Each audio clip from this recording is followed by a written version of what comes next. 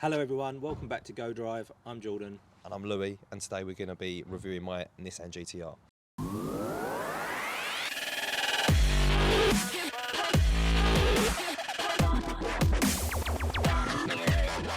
Living in the countryside and just generally living like a uni student for life, my cars are always filthy.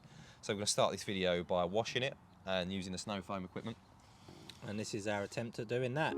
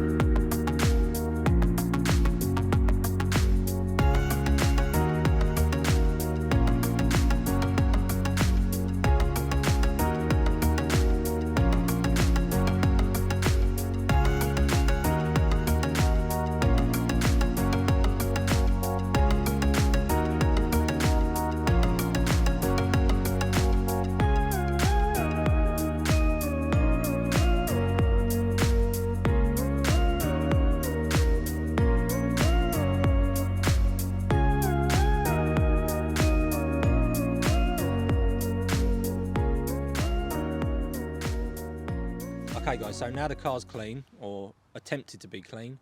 We've had a brilliant Go Drive idea, and we're going to race Louis' electric e-bike. What would you call it? Yeah, it's pretty popular. It's the Sur-Ron electric bike, which I use to just basically drive around the farm. Can we get like an affiliate link for that? We can. Okay. Put that in there. No, the Sur-Rons are massively popular at the minute. They're kind of like the e-bike that everyone's trying to get a hold of. You cannot buy them. They're on waiting lists. The only thing that I found with it is a little bit small, but we'll talk about that in a separate video. We're lucky to have the use of a private farm road here, so we can race these off-road without the rozzers getting us. Yeah. Safety and laws first. Yeah, even though we are on a private road, I'm still going to wear a helmet because it is wet, and I'm a helmet. Yeah. Agreed. I'm pretty confident that the GTR is going to win. Full drive, competent driver. Does not come off. Yeah. I know how to keep wheels on tarmac. I think the Sur-Ron will probably pull away quicker, but then after probably 3 meters, then that's it. It'll be the race over. 2 meters. Yeah. Got no chance.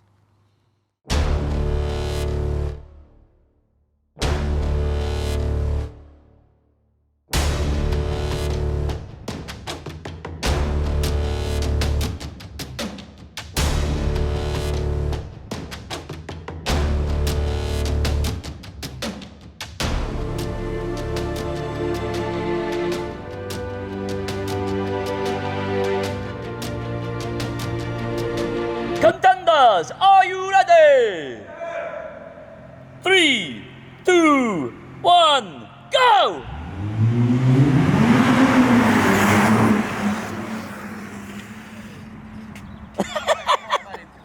Okay guys, we've slightly changed position because it started raining and we decided that we was really hungry. We've never done a Go Drive video and not broken for lunch at an inappropriate early time. Yeah. Never happened. No. It's never happened. So there's one thing that we've definitely learned from doing these videos. We're very hungry individuals. Yeah. Mainly me, I always break first. We should eat before we do them, really. I did eat, but All right. Well, I didn't. back to the GTR. All right. I'm going to ask you a question. You've had it 6 months. What do you think of it?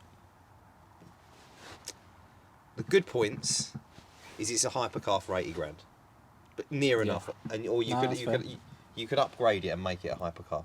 You're not going to get something with 2.5 seats. The repair costs on this are really low. In terms of Stop. That's a terrible statement. That's an absolute terrible statement. If the hood hinges go on this, it's 11 grand. Okay, so the bits that I thought about repairing were a cheap cost. Is that really true? Yeah. It's 11,000 to replace that. If someone kicks this really hard, Yeah. you've got hinges here that lift the back of the boot up. They're on gas, like single-use struts. Yeah. So they lift this so it goes like that. Yeah. So that when the person hits it, they kind of bounce over the car instead of into the windscreen. And they're like 5,000 each to replace. Okay, so it's not a cheap car to repair. No. We've established that. Other good points Fortunately, about it. though, you've got a warranty, so you don't need to worry about that. Yep, that is a good point. And if someone did hit the car, you'd claim on insurance. Yeah. Or they'd be claiming on your insurance. Probably the other way around. Yeah. They're claiming on my insurance because I've hit them. The good point is it's a beautiful car. It really, really is an outstandingly good-looking car. But I suppose the next jump, if you want something as quick as this, you've really got to spend a lot more money.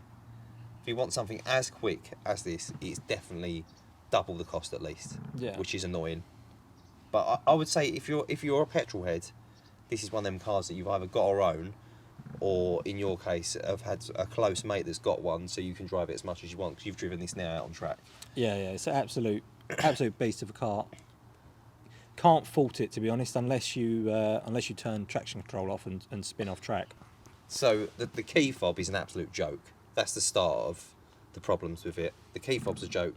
The traction control I found on track was terrible. Didn't seem to work very well. No, it overheated the brakes. It overheated the brakes, and then we used it with traction control off, and then the marshals at Mallory Park asked me to leave because I slid the car off. I actually slid it off 3 times. I'm happy to admit that I slid the GTR off 3 times. No damage. I ran off onto the grass, but it did come off 3 times. It is a hard drive. 360 spin. Yeah, it's a 360 spin, yeah. It is quite a hard drive sometimes, but I would say it's quite a entertaining drive. If I was going to own it for a longer period of time, like for me personally, I wouldn't get any mods on this car because I feel like it's one of those cars that's unsellable once you have mods on it. It's not like buying an Audi R8 and putting the exhaust on it. This is once you've done it all up and made it 1,000 brake horsepower, you're just endlessly burning cash for me at that point. Someone would buy it. Because of the semiconductor issue as well, it's actually gone up in value. So I've probably made about 4 grand owning this car, which has got to be a first ever. That's a result in itself. Having a Nissan GTR for 6 months and earning money on it. One thing that I would say is that when we was at Mallory Park and we was on the track, it was smashing absolutely everything out there.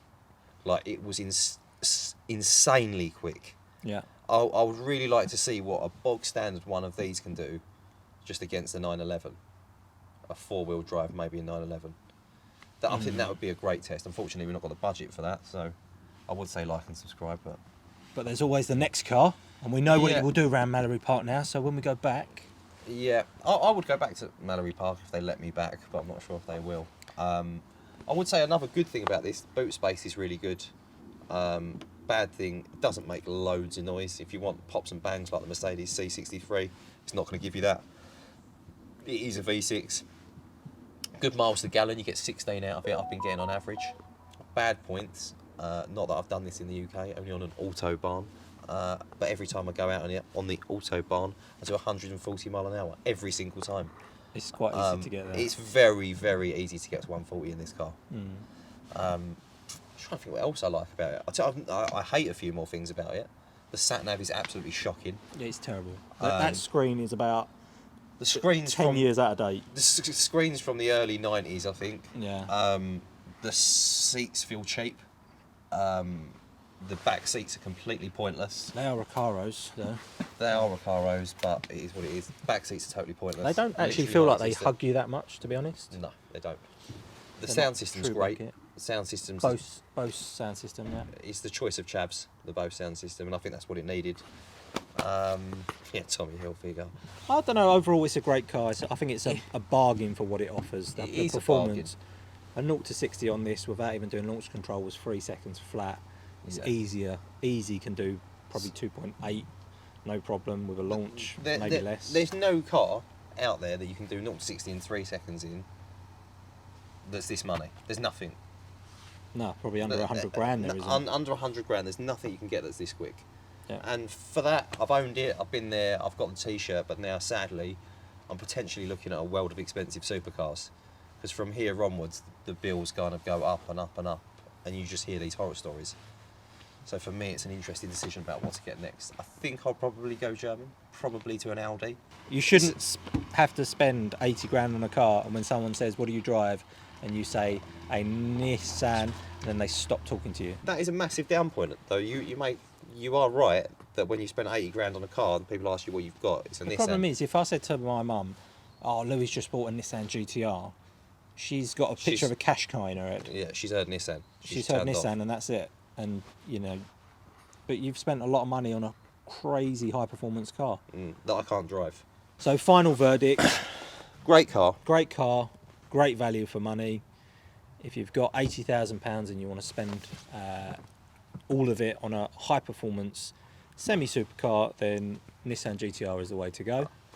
I would say, yeah, it's a great car for an extreme petrol head. Yeah.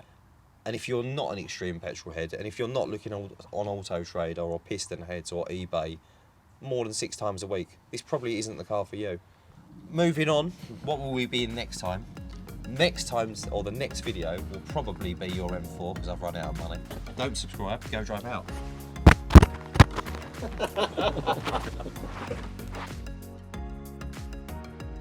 There's a fly just gone on the lens. I don't know if you can see it. Is that a fly or ball?